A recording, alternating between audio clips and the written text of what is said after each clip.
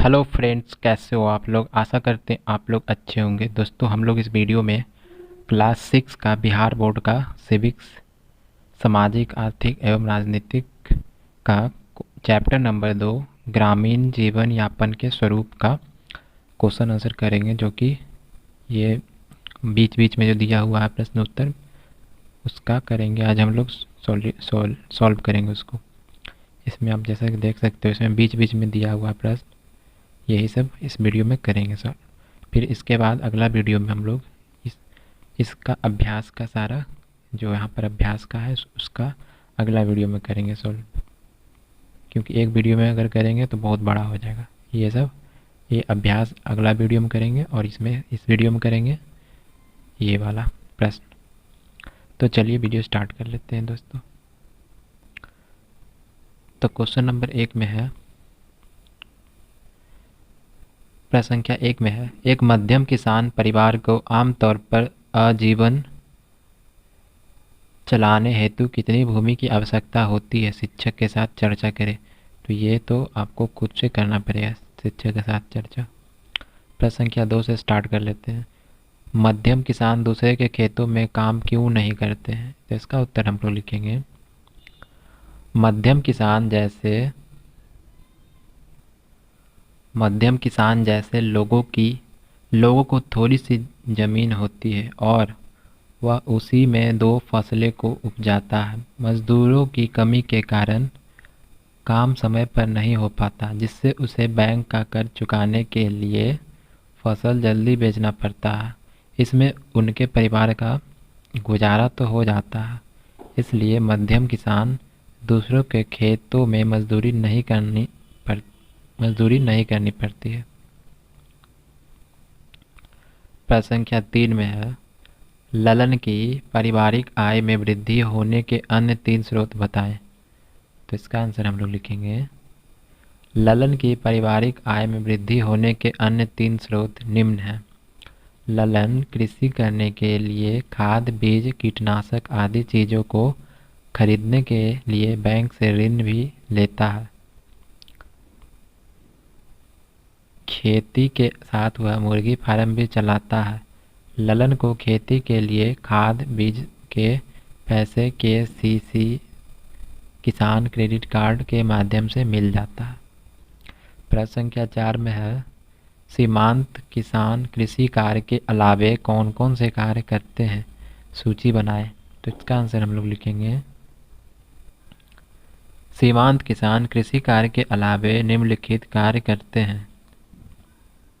पहला, सीमांत किसान जैसे कृपा शंकर को कई परेशानियों का सामना करना पड़ता, वह बाकी समय में चावल मिल पर काम करता है। उसके पास 2 गाय और 1 भैंस भी है, जिसका दूध वह दुकानदारों एवं सहकारी समिति में बेचता है, जिससे कुछ आय प्राप्त हो सके, और उसे दूसरों के खेतों में भी खेती करना पड़ता है। प्रश्न संख्या 5 में है, कृपा शंकर जैसे किसानों को खाद बीज के लिए कर्ज कहाँ कहाँ से मिल जाता है, इस कर्ज को कब और कैसे वापस करना होता है। तो इसका उत्तर होगा, कृपा शंकर जैसे किसानों को खाद बीज के लिए महाजन या साहूकार से ऊंची ब्याज पर कर्ज लेना पड़ता है, क्योंकि इस कारण फसल कटते ही उसे बेचकर ब्याज समेत लिए कर्ज की रकम को लौटाने की जल्दी होती है। इस कर्ज को किसान अपने फसलों को समय से पहले ही उसे बेच देता है। पैसे की कमी के कारण वह भाव बढ़ने का इंतजार भी नहीं कर पाते हैं।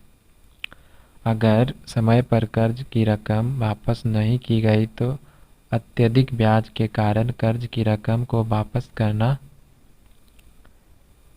संभव नहीं होता है, और वह अपनी फसल को कम समय और उधार को चुकाने के लिए उस फसल को बेचकर ही वापस करना होता है।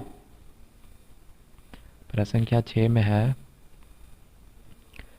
कृपा शंकर को डेयरी में दूध बेचने से कितनी आय प्राप्त होती होगी, अनुमान लगाएं। तो इसका आंसर हम लोग लिखेंगे, कृपा शंकर को डेयरी में दूध बेचने से कुछ ही आय प्राप्त होता होगा, जिससे उसका घर परिवार के लिए कुछ ही बच पाता होगा। इसके लिए वह कहीं दूसरे के खेतों पर खेती करना पड़ता होगा। खेती और घर खर्च के लिए उन्हें समय समय पर कर्ज लेना भी पड़ता होगा। प्रश्न संख्या 7 में है, मध्यम किसान और कृपा शंकर के काम में क्या अंतर है? इसका उत्तर होगा, मध्यम किसान को फसल के लिए समय पर खाद बीज खरीदने के लिए पैसे किसान क्रेडिट कार्ड के माध्यम से मिल जाता है और उसके पास थोड़ी सी ज़मीन होती है। इससे उसके परिवार का गुजारा हो जाता है, लेकिन उसके पास इतने पैसे ही नहीं होते कि वह खेती के लिए खाद बीज कीटक आदि समय पर खरीद नहीं पाते हैं और वो अपनी दैनिक खर्चों को पूरा करने के लिए खेती के साथ वह मुर्गी फार्म भी चलाता है।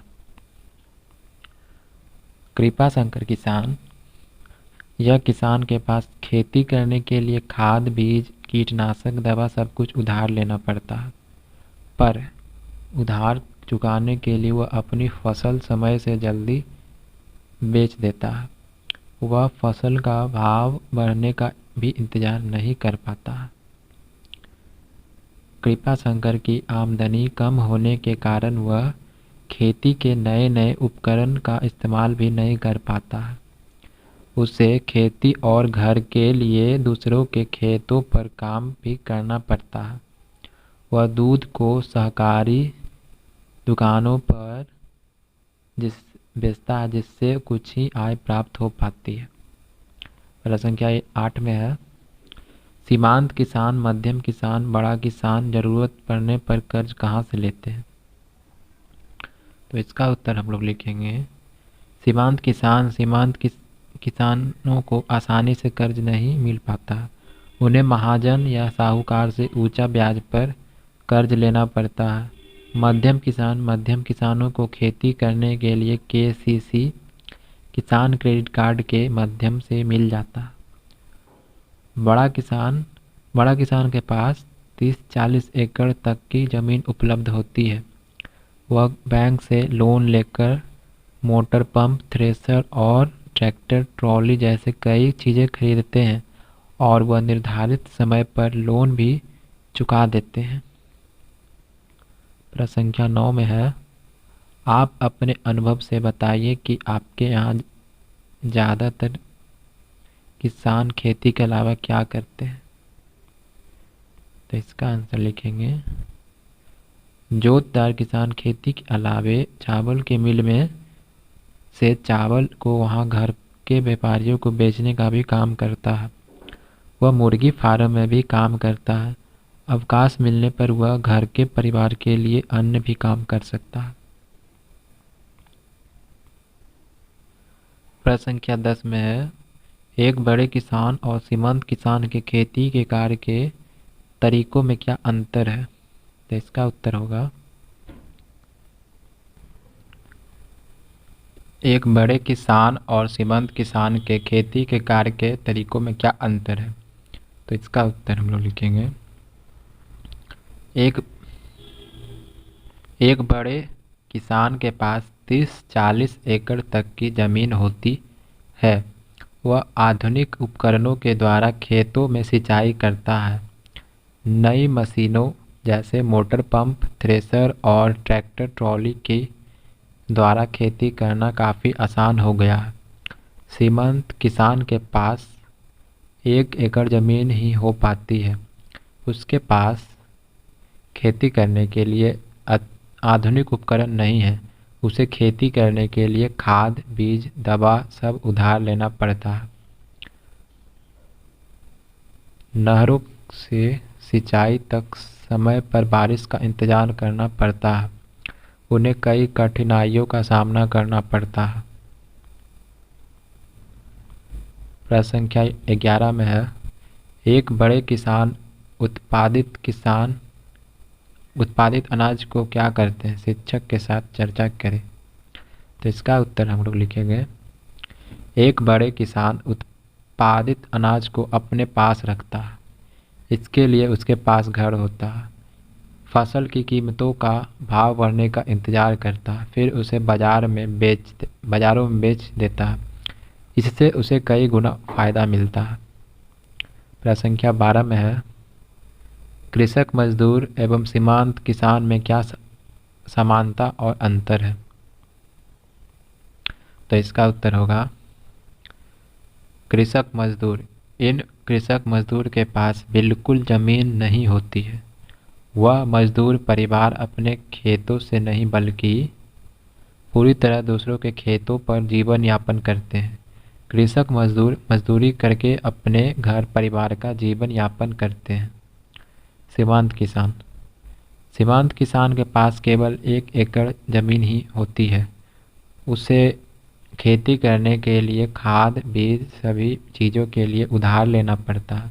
और कृषक मजदूर एवं सीमांत किसान में यही समानता है कि मजदूर किसान दूसरों की ज़मीन पर मजदूरी करते हैं, उसकी अपनी ज़मीन नहीं होती है।